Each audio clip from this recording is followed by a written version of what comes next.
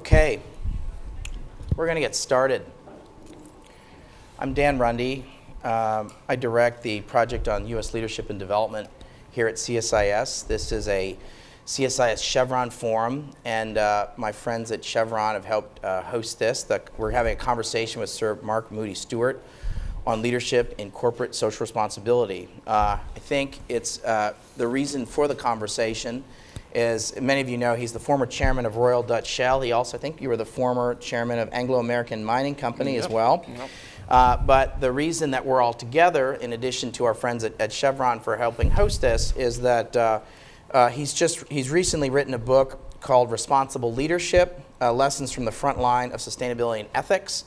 And my friend Jennifer from Greenleaf Publications is in the back and is going to be available at the end. Mr. Moody Stuart's agreed to the books are for sale and is willing to sign books as well if you want to get a copy. I bought mine retail, and I think you all should do the same, so I recommend that. So I think it's, but I did read the book cover to cover. It's absolutely a fascinating read, and I don't say that unless I mean it, and I got a lot out of the book. And I had a number of questions that I wanted to ask Mr. Moody Stuart based on what I read, and then I want to open up the conversation to some very thoughtful people here who are in the audience, and I appreciate the really high quality of folks that are here who are very knowledgeable who are in the audience. So I want to first ask you, Mr. Moody Stuart, why did you write this book? Well, I wrote it partly because if I talked somewhere and gave some examples of events that had happened, business schools, people were always very interested in because they want real life examples. I rather regret the title of the book. That's Greenleaf's fault, I'm sure. It is Greenleaf's fault. Sorry, Jennifer. Said to my original title was Lessons Learned. And the editor, who was an excellent person, said, Mark, if you Google lessons learned, there are hundreds of thousands of books, lessons learned. So he came up with this title. I wasn't smart enough to say, if you Google leadership, there are millions of titles. So I got stuck with the title. It's supposed to be less. The idea was to have things which people could read, and particularly practitioners who could read it and say, I would have done that. What could he have done to avoid it? And so on. So it's meant to promote discussion. Well, I rather than teach. Fair enough. I found the book fascinating, and I found your biography absolutely fascinating. You keep it till the very end of the book because you don't want to distract from the message. But I do think how you became who you are and how you became chairman, also the fact that you married your wife Judy, who's here with us, and thanks for being here, Judy, I think have had profound influences on your leadership style and also the decisions you've made as a leader. So I want to just, I'm going to highlight a couple things from your biography. I almost never talk about people's biographies in these sorts of things, and I won't read it, but I did want to say a couple. You and Judy lived in at least 7 countries. You speak at least 4 or 5 languages, and I know Judy does too. Turkish, Malay, Dutch, French. You're learning Spanish from the right country and from the right professors in Argentina. That's great. My wife will be very pleased. But I think some of the other things is you were born. You weren't born on the island of England or Great Britain. You were born somewhere else. Where were you born? In the colonies, as it were, in Antigua in the West Indies. My father was a sugar planter, and my mother's family had been there since 1700 or something. Tell us about your brother George, because I think this is actually important for this audience. Yeah, my brother George, I'm the youngest of 6. My brother George had polio when he was less than a year, I think. He was just learning to walk before the war, and he went to England and was separated from the family. He lived with my father's sisters, who were sort of First World War generation maiden aunts, because the men had all been killed. And he lived a very productive life in the agricultural, agri-industries And he wrote a book on corruption, in fact. That was the point I was... Yeah. And he came up with a term. Yeah, he came up with a term, I don't trust everything Google says, partly because I found a quote I was looking to verify, and when I finally tracked it down, it was verified, and the origin was me quoting somebody else. It's completely circular. Anyway, it was actually quoting Khrushchev. It's a good quote from Khrushchev.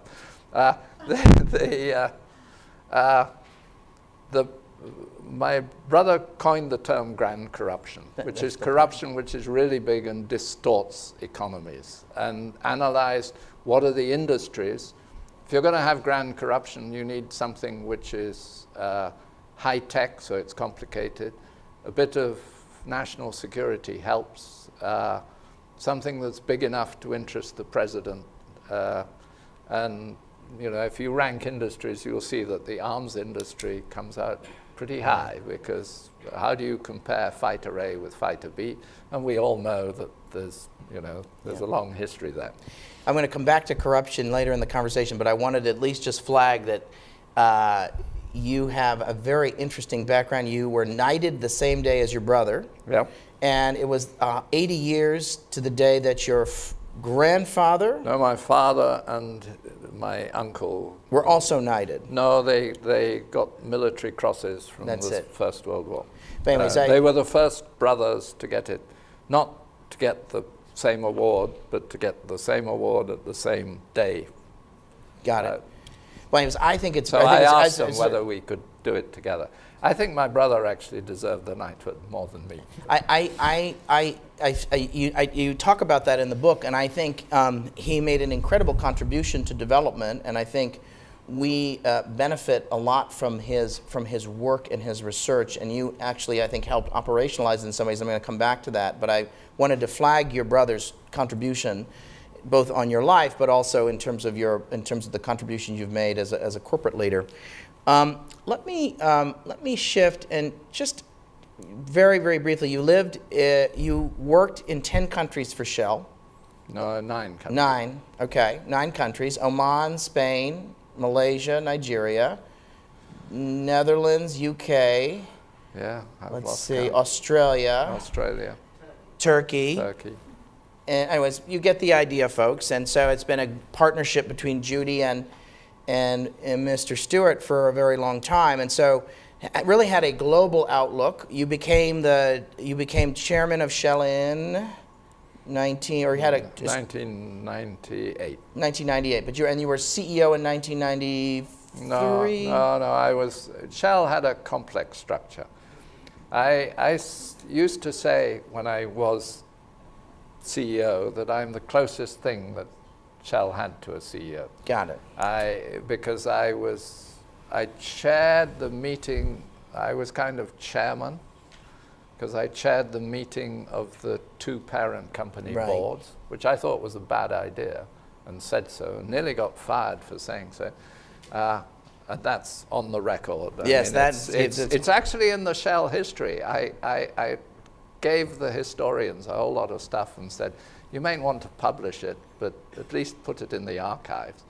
And when I read the 5 tomes, they had actually published it, which must have upset some of my former colleagues. But I just want to establish that you were a very senior corporate leader in the mid-'90s, but at least before 1995. And I want to get to 1995 in a minute, because I think that's very important, because I think there's a before and after for Shell, and I'm going to ask you about that in a minute. And many of you in the audience know it, but not everyone in the audience is going to know about this. But you were a very senior corporate leader at Shell in the mid-'90s, and then in your book you talk about there's sort of this before and after for Shell of 1995. Tell us a little bit about what happened in 1995, because I think I want to now shift to the conversation about how I think this sort of accelerated at least a journey, certainly informed by the life that you and Judy shared together, and the places you visited, you lived and worked and had grown up in. But that 1995 was sort of a catalytic moment, I think, both for Shell and for you. There were two things happened, I think. One was in Nigeria, the execution of Ken Saro-Wiwa, tried by a military court for accessory to murder with 8 other people. The people had been murdered. Ogoni youth had undoubtedly murdered some Ogoni chieftains quite horribly. But it was a military trial, and nobody expected him to be executed.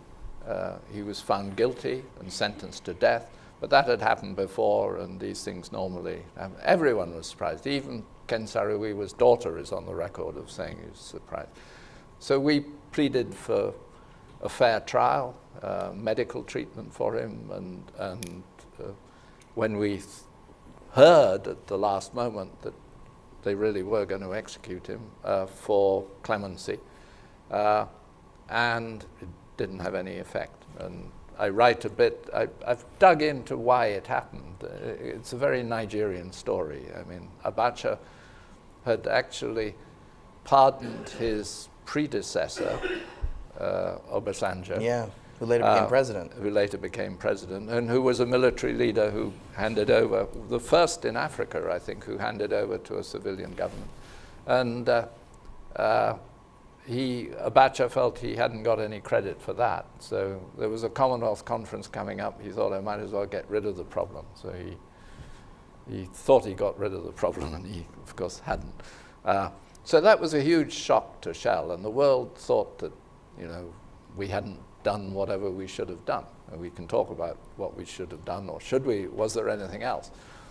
It was at the same time, and in the same year, we had Greenpeace criticized us for planning to dispose of a major storage buoy, a mammoth great sort of milk bottle, which was used to store oil, and could not be disposed of the way it had originally been planned due to damage, which was to tip it back on its side and take it ashore in Britain and chop it up because it had been damaged. So we were going to sink it in the North Atlantic, and they said this was disgraceful, and there was they occupied it, and we had a huge argument. In the end, just before we sank it, we said, stop, take it back, examine it, find out what's in it, because we were accused of 5,000 tons of stuff being in there. Anyway, these two events were huge shocks. Prior to that, if you said to people in your, golf club, church, nightclub, whatever your particular vice was, what do you do? I work for Shell. There was a sort of comforting red and yellow glow of respectability. And that went. So everyone's self-esteem was shocked. We thought we had good principles. Let me just stop you for a minute. You talk in the book about many people in Judy's church come up to her and said, what's it like working for an oil company? I'm assuming that's when that started to happen for you. Yes, no, I think some people have been suspicious of corporates just since they were born, It's just but they still ask her. They still ask her, what's it like being married to that terrible? How would you ever have married them? Oil man. Anyway, well, that's subject to question, as you know.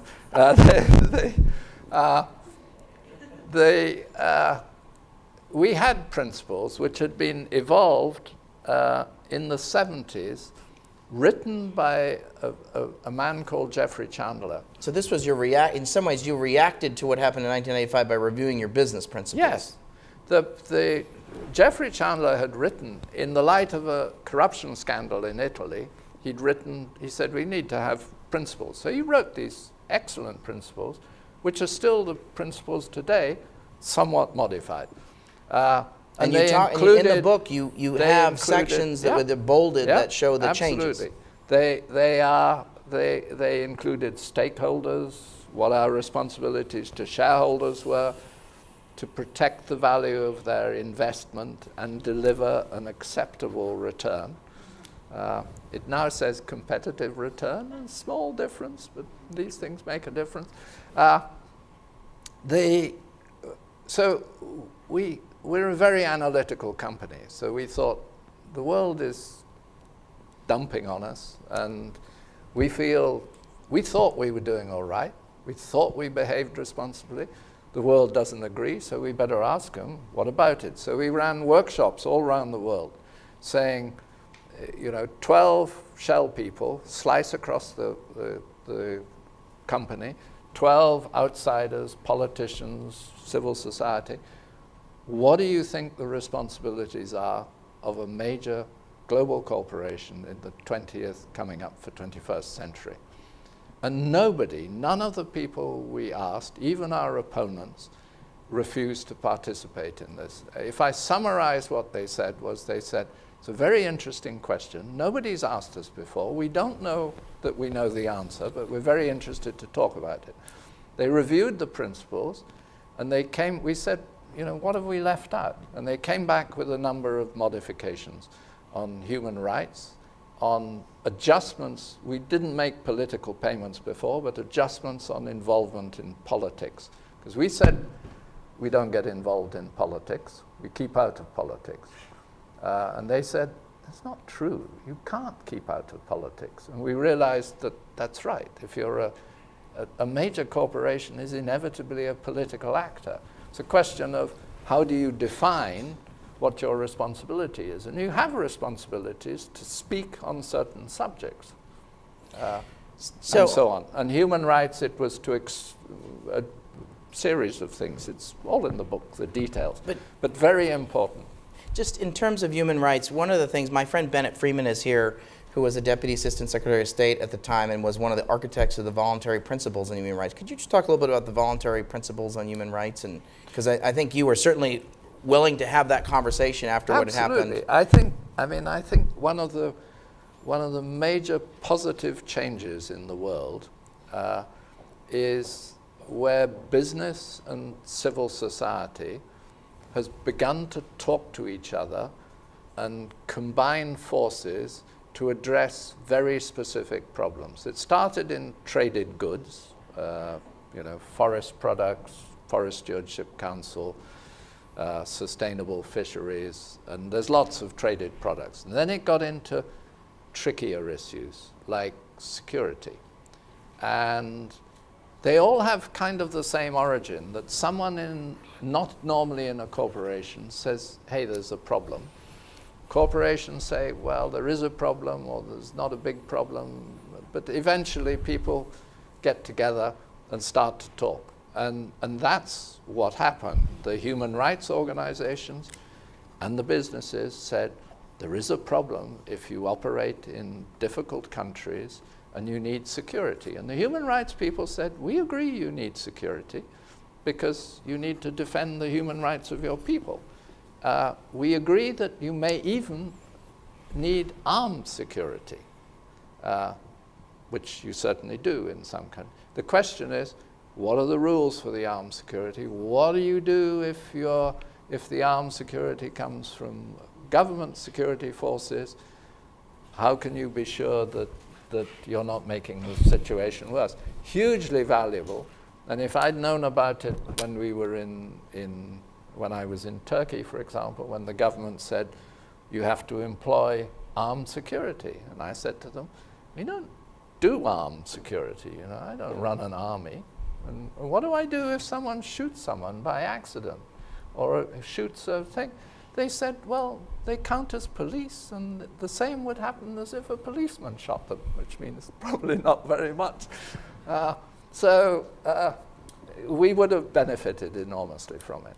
And in that case, of course, governments were involved, which is sometimes of enormous advantage, as in there. Sometimes it's a weakness in the system. I want to come back to multi-sector collaborations, which you talk a lot about in your book, but I want to talk a little bit more about this issue of human rights. You have a chapter called Dining with the Devil. And I'm just going to list some countries. South Africa, Iran, Syria. These are all places where you've done business. Is there a country where you spend some time in the book talking about, in essence, making an argument against economic sanctions on countries?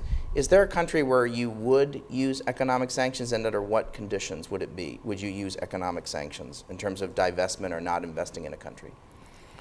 In general, the history of economic sanctions is have not been successful. If you look at the cases where people would claim success and where there has been successes, one is South Africa, Yeah. which was You guys still operated during we operated apartheid. during it, but Yeah. one has to admit there was a carrot and stick approach, and that the role of sanctions, if you analyze the situation, the economic impact of sanctions on South Africa was limited. It allowed them to develop, or forced them to develop, their own industries, which was to some extent beneficial. I mean, a sort of Darwinian niche of but it had an impact on the self-esteem of the white voting population. It was embarrassing to It them. was embarrassing to them, and that They freed couldn't that play freed sports. the They couldn't government. compete internationally in So sports. I would say sanctions on a country where it impacts people who have an influence on the leadership, targeted Right. to people who have an influence on the leadership. So then you look at Russia. Right. and- Would you apply and sanctions on Russia today? I'd You've s- invested in Russia. You know Yeah. Russia well. I'm a strong believer in the continuity of economic relations. I do think there's an argument in places like Russia, in places like Zimbabwe, very specifically applying targeted sanctions to individuals who either have stolen money or who might be able to influence the leadership. What I'm opposed to, another case that I'm certain in some people in this city would say was a success is the impact of sanctions on Iran. And it's a country you know well as well. And if you look, and I've been there recently and talked to them about it, and talked to the previous oil minister, they are, the impact of the sanctions in the short term, there's no doubt it's had an impact, and it has, in the short term, focused their minds. But this is after 30 years of the destruction of a great society, a booming private sector, and the private sector has been massacred. I mean, every time in Shell, every time we engaged with the Iranians and would talk to them about doing business, the technocrats in National Iranian Oil Company and the oil minister, and you withdrew because of sanctions or slowed it down, the wild guys won and said, you see, you can't talk to these people.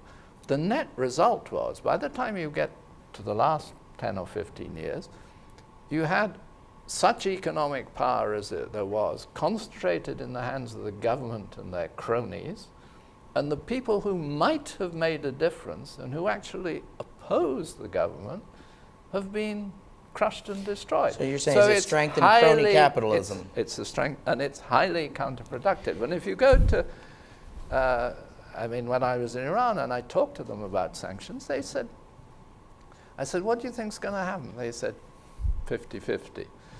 They said, it'll come one day. Actually, what will come one day? That the sanctions will be lifted. Yeah. But they said, we need it because we can't do anything. And they are quite feisty talking to, Rouhani's brother was there. They quite liked him. I think they quite liked Rouhani. They didn't like Aghazadeh. Let me ask. And were quite rude publicly about him.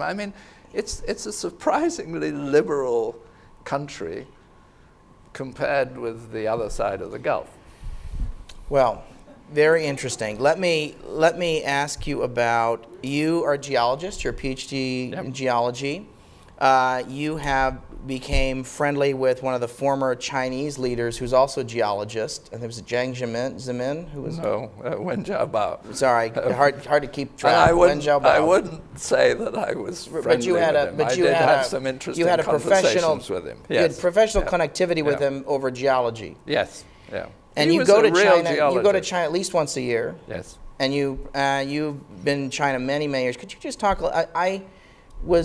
interested, and I think you're in many ways an admirer of what China has done, and there are many things to admire about what China has accomplished in development. Could you just and I think that's interesting in the book. Let me just push a little bit on human rights, which I feel like you didn't really cover very much in the book. So could you just talk a little bit about, if you were going to critique China in terms of that, and you talk a little bit about this, but could you just talk a little bit about, so if you were thinking about some of the human rights challenges in China, what would come to mind for you? Two things, I think. I was there's something called the China Development Forum, which is what you participate, originally supported by Zhu Rongji and Wen Jiabao, and now by Li Keqiang.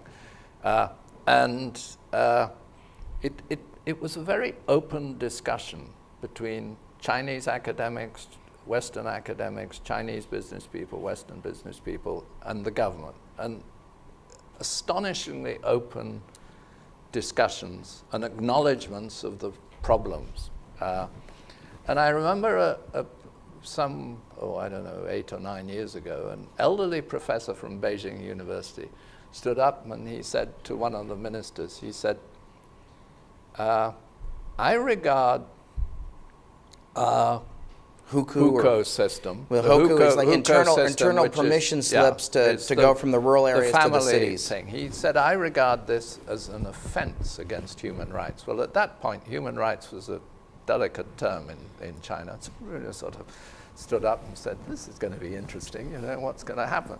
Anyway, the guy went on and he said,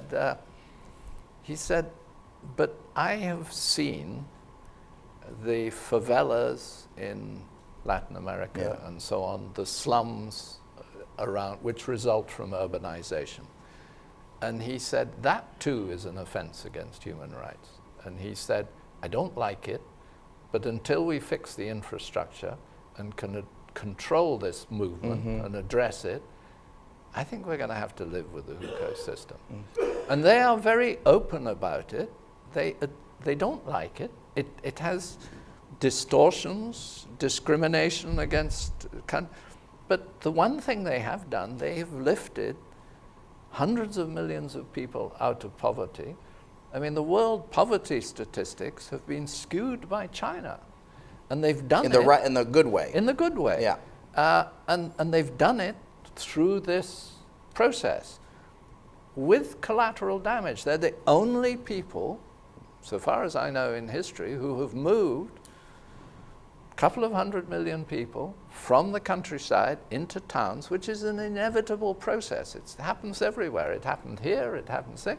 And everywhere, maybe less here than in Europe, it's caused slums.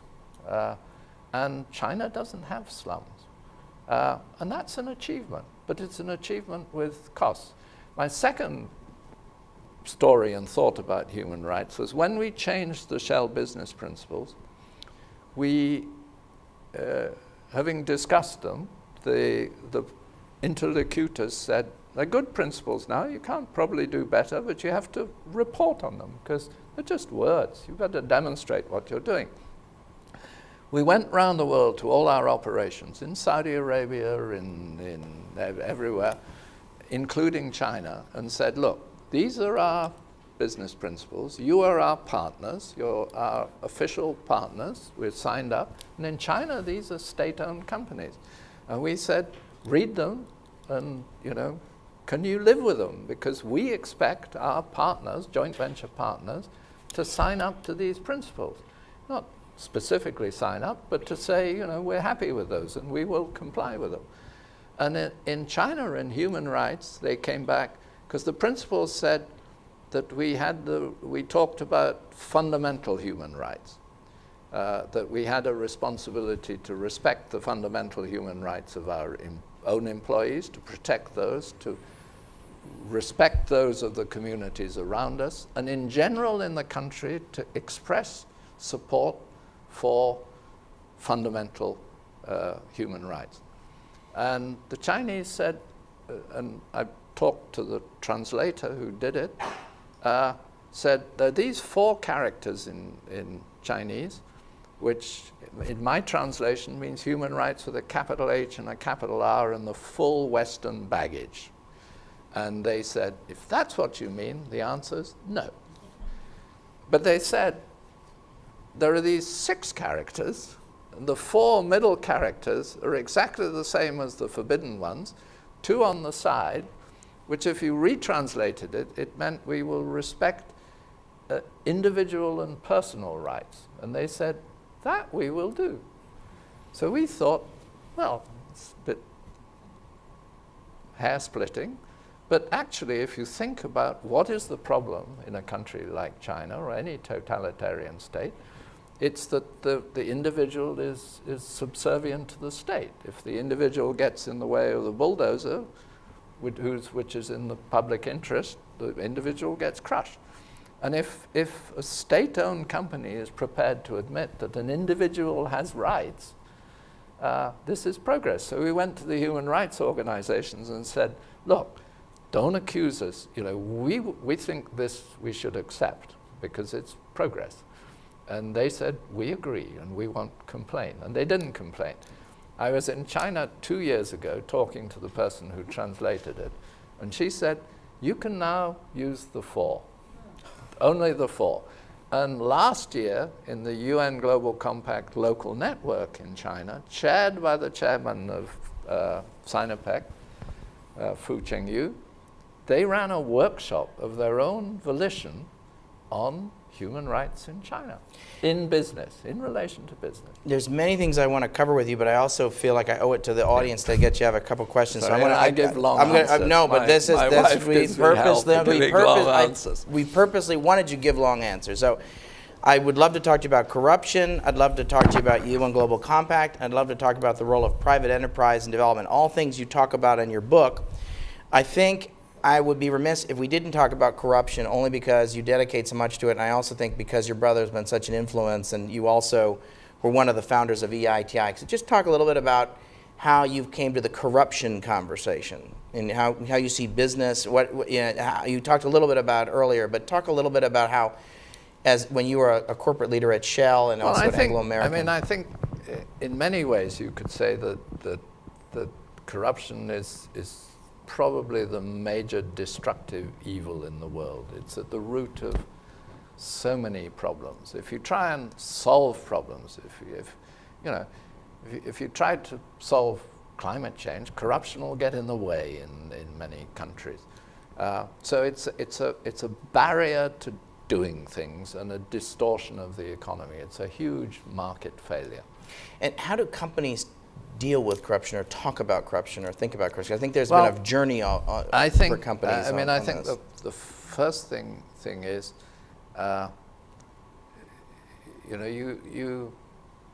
you don't have to be corrupt in the sense that nobody is twisting your arm. They may have a gun to your head, but that's extortion, not corruption. We can prevent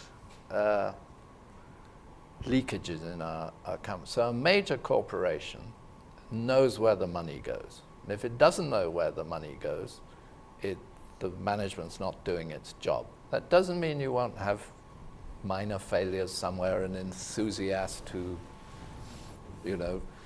categorizes something as incorrectly when it's actually.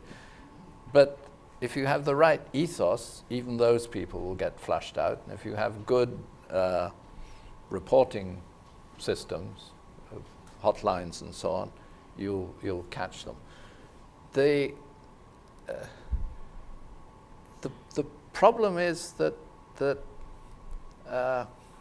you need to do something about it. You can a really big company doesn't have to do it, and Shell didn't bribe people and didn't pay facilitation payments, and we tightened up. And again, not to say there weren't leakages problems somewhere, but if the top of the company says, if they lose €1 billion and a bit and the guys at the top say, we didn't know anything about it, I mean, either they weren't doing their job or they're telling porkies, fibs, in British, Cockney slang.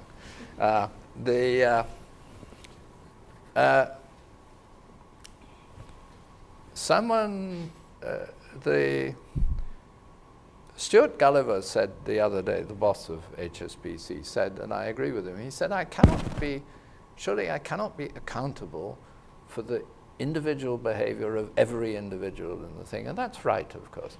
But what we can be accountable for is creating an atmosphere whereby other people in the system will start ringing bells if they see something going wrong, whether it's corruption or whether it's other forms of misbehavior. In Saudi Aramco, which has... But you're on the Saudi Aramco... I'm on the Saudi Aramco board. I've chaired their audit committee. They have a very tough line, and it's no secret that Saudi Arabia has major corruption problems in parts of the government and elsewhere in society. And they run a very tough line on it.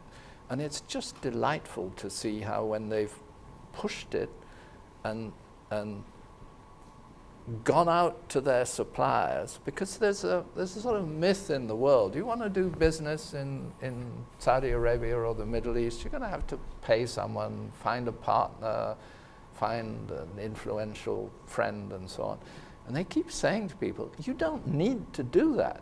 Have a partner if you want to build a manufacturing facility and do something, but just to have an agent, you don't need it. Talk straight to us. It's encouraging to see it's beginning to make progress. And I'm encouraged. So even, in any country you can make progress. But there are difficulties. If you're there's a small French medical instrument widget maker, medical devices. Yeah. And I heard her say, we have to pay to get licenses from the Ministry of Health in many countries, otherwise we can't sell our product. And she said, what would you do about that? And it's a difficult question. What would you do?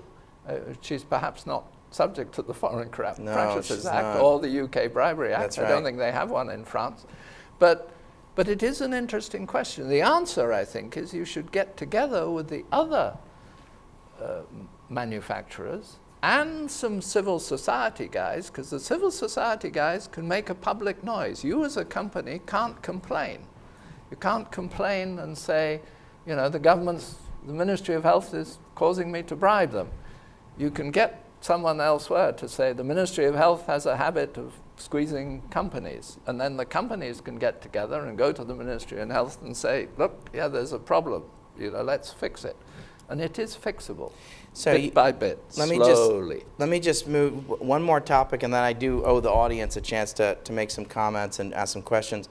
You started the Shell Foundation, which has been a very big success, sort of a separate standalone entity within Shell that focuses on private enterprise. You also were very involved with the UN Global Compact and standing that up.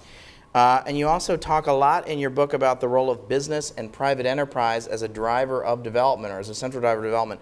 So they're all sort of related. Could you just spend a minute talking about why you got involved with the UN Global Compact and what the role of business is in development? Because I do think I'd be remiss if I didn't ask you that question. I think one of the bits of progress that have been made in the past 15 years is at the Johannesburg Summit in 2002. Yeah. Rio plus whatever, 10. The communiques in the big meetings around the world, big UN jamborees, would have 40 pages, and the only mention of business would be on page 35 would be something about job creation. No idea who creates jobs, no mention of. So we went through and kept writing in business. And it has made a difference. And the UN Global Compact has got the UN to a point where they acknowledge that, and much of civil society acknowledges that it can't be done without business. Now, I believe it cannot be done without civil society, and it certainly can't be done without government. So the challenge is, when one or other of these groups is failing, how do we get together to fix it? And the question, if you look at development of various countries, including the use of oil resources, so-called resource curse, and the many genuine negative potential impacts, overvalued exchange rates, squeezing out of other things which people write about, are not inevitable, given the right governance and governance. So the big question is, how do we create the business and the environment which allows business to be, to flourish? And that environment will allow big business and little business. It's actually easier for big business sometimes to get around all the hurdles than the little business. Just why don't you share Georg Kell's quote that you were sharing earlier? No, in 2002, when the Global Compact started, we used to have what we call learning fora. We looked at, one of them was creating sustainable business in the least developed countries. 50 least developed countries officially defined by the UN, and 40 of them are in sub-Saharan Africa. And Georg Kell used to say, the problem in these countries is not business, which many people said it was, it's no business. There isn't business. Not quite true, because there is business in those, but you need to make it grow. Let me open it up. You've all been a very patient audience. When I hear from some folks, if I get some hands, I want to hear first from my very good friend, Bennett Freeman. Here's a microphone here. Thanks. Hi, good afternoon.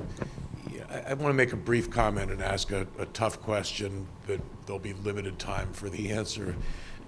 But I just want to say, without being overly effusive in a way that would be uncomfortable for an Englishman to tolerate, that Sir Mark has really been, I'd say, the preeminent corporate statesman and conscience in the world of business for the last 2 decades. And that's a big statement, but I think that it's really merited, particularly coming from a very tough industry in very difficult circumstances, taking over the helm of Shell shortly after the Ken Saro-Wiwa tragedy. And there have been very few others. Your peer, now Lord Brown of BP at the time, and Neil Fitzgerald, as I recall, from Unilever a dozen years or so ago. And today, we have Paul Pullman of Unilever, but very, very few other leaders of such conscience and stature who've seen such a convergence between the corporate interest and a broader human interest. Without Sir Mark's support, I don't think, and Shell's, I don't think we would have had the voluntary principles in security and human rights, the extractive industry transparency initiative. We certainly wouldn't have as robust a global compact as we have today. So I want to thank you for your leadership, but ask you and really challenge all of us, where do we find that next generation of corporate leadership that stakes its claim around not just shareholder value, but societal benefit? I think one of the spin-offs of the Global Compact is something called the Principles for Responsible Management Education, which involves 500 business schools. I think even they would forgive me by saying that they're, in general, initially certainly were not the very topmost 20 highly competitive ones who said, we don't need it. But they did, and they were prepared to cooperate. People very often ask me, what is it that is not taught in business schools that we should teach? And I think those principles go a bit towards it. But to me, there are 2 things. One, we teach a lot of analysis. And we're hot on analysis in business schools, and we need it. What we don't teach people is to listen and talk to the outside world. So I say the most important thing that you could teach people would be to teach them to listen to people who have different views, who see things that are wrong, which you may think are not your problem. They may not be your problem, but you may have things which could assist in solving the problem, and they may actually, surprisingly, be your problem. So listen to them, and listen in particular to people who don't agree with you, and even to people, and perhaps particularly to people, who you think are ill-informed and possibly stupid. Because it's good to find out. They may be ill-informed, they're almost certainly not stupid. So if you could find out what it is gets them, that's one point. The second point is, and this I think is very important, the business, I'm a passionate believer in the market, but markets need regulatory frameworks. They cannot operate without regulatory frameworks. But if you mention regulation in business, it's not a popular topic, and in this country in particular, people twitch, they get very excited. But we need a framework which guides the market in the right direction without tying its hands. The countervailing problem is that if you start in regulation, if you're not careful, the regulators, because they're called regulators, not just regulate the direction, but they regulate precisely how you do it, which destroys the market and takes all the fun out of life.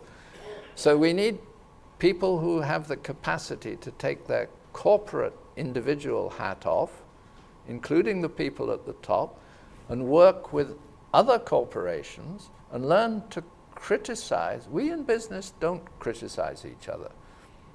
There's a sort of general agreement that you don't criticize my industry and I won't criticize yours. I'm not going to make remarks about the pharmaceutical industry and you're not. Now, I'm not suggesting we do that in public, but we need fora where we can actually say, come on, chaps, you guys are not good for the general image of business. Because it's a real no man is an island thing, Okay, this woman up here.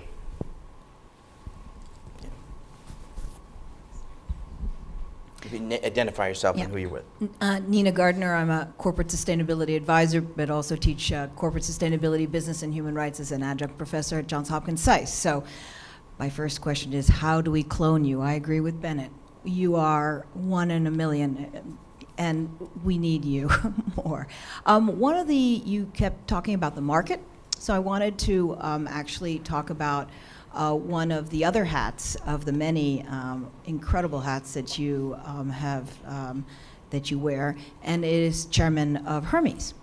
And if you could talk a little bit about how you see the role of investors going, because I think that's an important part of sort of pressuring companies to do the right thing if they're not as far thinking as you are, and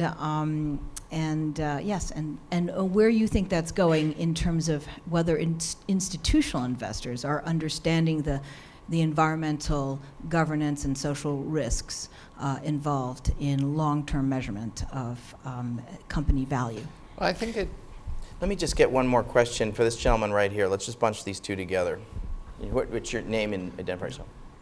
Dave Ramaswamy, Africa Agribusiness Magazine. So Mark, I wanted to talk about how extractive industries, energy companies can work in emerging markets, especially in Africa, on environmental justice and agricultural development. 2 examples. There's a lot of deforestation in Africa due to logging for firewood because there's energy insecurity. And also, farmers lose a lot of their crops because there's no energy to store and process grain.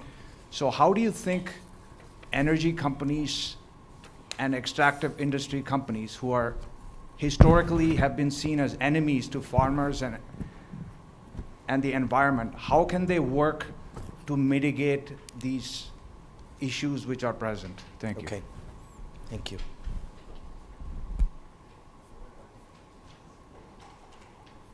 Sorry.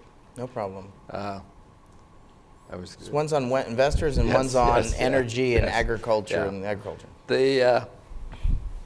On investors, I mean, Hermes Equity Ownership Services works with long-term investors, so with pension funds. We've got 40 pension funds from around the world. It's about $200 billion, so in investment terms, it's not enormous. Principles for Responsible Investment, another important spin-off, has $40 trillion under management. Now, nobody believes that's all responsibly invested, but if a couple of trillion is, it begins to make a difference. So I think there are particularly long-term investors who say we are interested in the long term, who get it, and that's spreading to other areas, who realize initially the risks of not looking at that, the risks of poor governance, environmental corruption risks, all sorts of things, the risks of damage, so defensive, but then they begin to realize that there's actually the goes beyond risk prevention into creation. So I think there is a change. In the 90s, we had in Shell one of the first discussions with shareholders on long-term, what we called non-financial elements. And we went on, we had a meeting and we talked about climate in 97. We talked about human rights, labor conditions, industrial accidents, and so on. And those investors, they came along, and one of them said to me, that was really fascinating, and I had wondered what on earth you were going to talk about for 3 hours. But now if you have one of those meetings, you actually get, they've read the report beforehand and they ask intelligent questions. So it is, I think, really growing. And it's growing in other parts of the world, some of which, of course, say, well, actually, it's nothing new to us. If you talk to an Indian company, they say, we've had a long tradition of this. But then you have to make sure that this is not just philanthropy, but is actually. The problem is the piece in between, because it's the asset owners, and then you have the fund managers who actually do the job. And there's a lot of work needs to be done on what mandate they're given.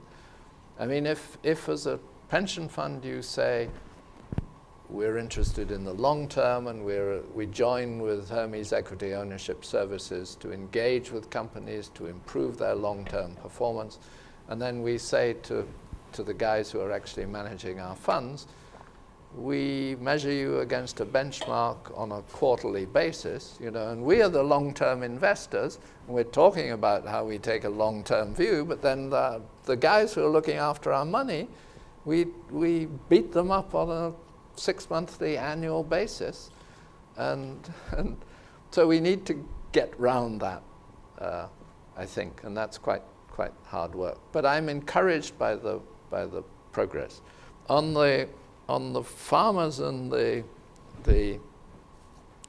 first, a word of caution. I mean, the extractives industries are not agricultural experts, so they can assist in the process, and they have an interest in assisting in the process, but they can't do it. Someone else has to do it. I think on the deforestation, charcoal, kerosene, LPG, and so on, there is real work that can be done by major companies, and some of them are doing good work, I think, in looking at how you can invest to move people up the energy chain, including through renewable energy. Some of that, I think, needs to be done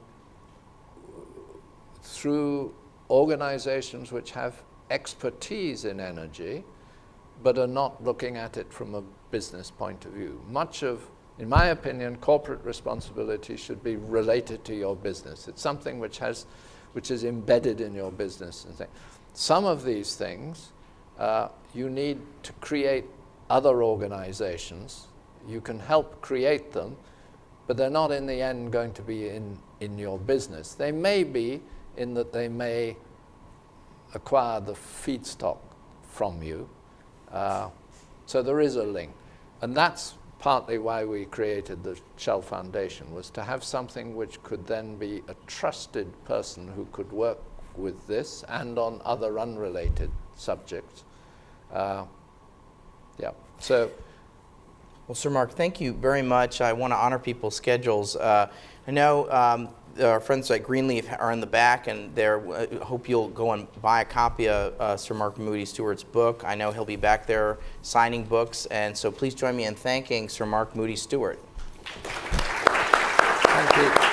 That's Greenleaf's fault, I'm sure. It is Greenleaf's fault. Sorry, I Jennifer. said to my original title was Lessons Learned.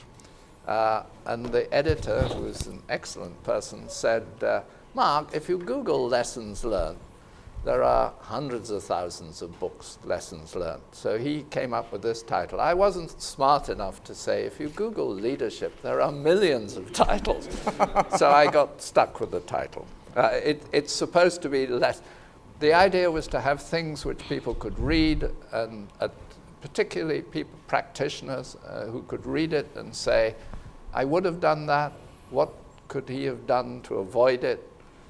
And so on. So it's meant to promote discussion. Well, I rather found than teach. Fair enough. I found the book fascinating, and I found your biography absolutely fascinating.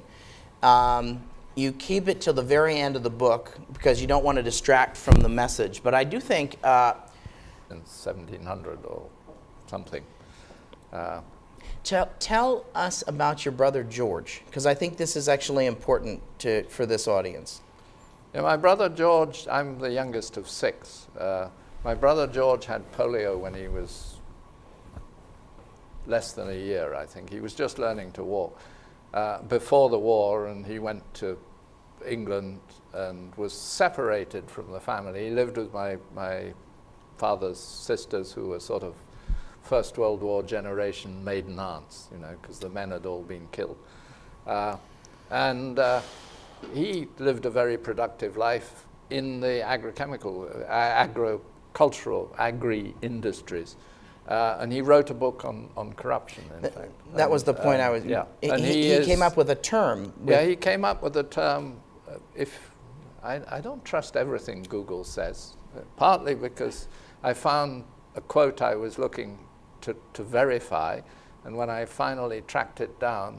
How you became who you are and how you became chairman, also the fact that you married your wife Judy, who's here with us, and thanks for being here, Judy, I think have had profound influences on your leadership style and also the decisions you've made as a leader.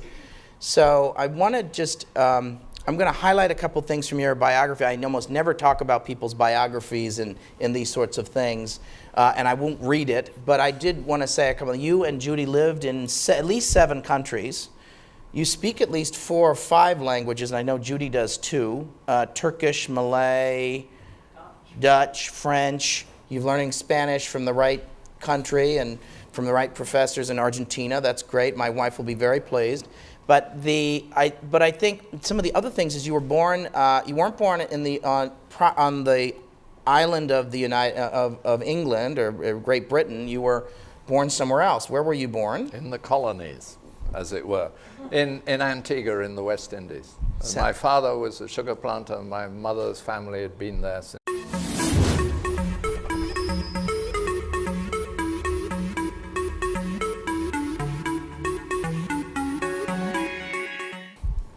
Okay, we're going to get started. I'm Dan Rundy.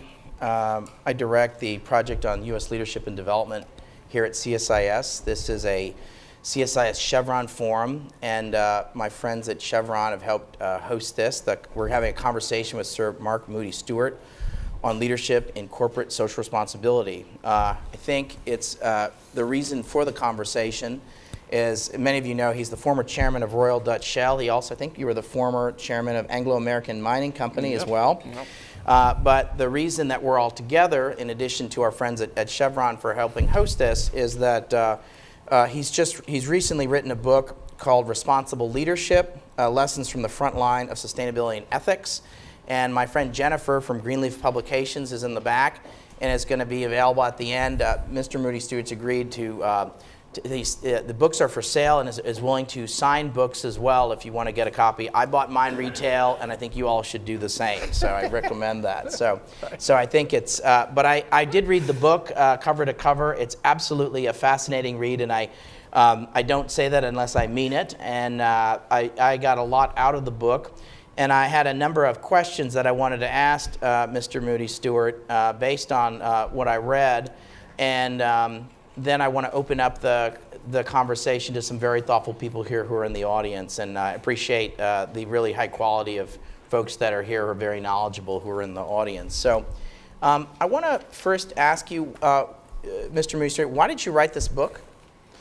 Well, I wrote it partly because if I talked somewhere and gave some examples of events that had happened, business schools, people were always very interested in because they want real life examples. I rather regret the title of the book.